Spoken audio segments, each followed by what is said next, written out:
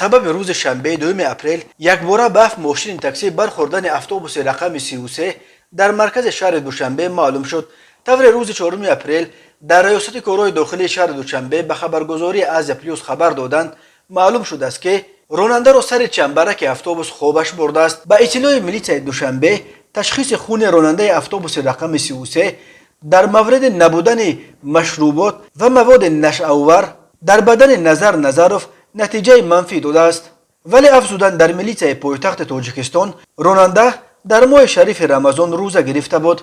راننده ناسکش بوده در وقت روزه‌داری از استعمال آن دست کشیده است. شاید با همین سبب یا از کمخوابی سر چنبرک خوابش برده است. چون کسی آسیب ندید او به جوابگری مأموری جلب می شود. لیکن تفتیشات ادامه داشته ماده دقیق جوابگری بعداً معلوم می شود. گفته‌اند در ریاست کورای داخلی دوشنبه ریاست وزارت کورای داخلی شهر دوشنبه قبلا خبر داد که روز 2 اپریل سال 2022 تقریبا ساعت 13:35 دقیقه راننده اتوبوس مسافرکشانی شرکت اتوبوس یک خط سیر رقم 33 رقم‌های قید دولتیش 5787 05 شهروند نظروف نظر سال تولدش 1986 استقامت کننده نویه ورزوب هنگام حرکت در کوچه رودکی در روبروی دانشگاه طبی تاجیکستان با سبب‌های نامعلوم از عهده اداره واسطه نقلیات نبرآمده به ماشین‌های در کنار راه ایستاده برخورده است.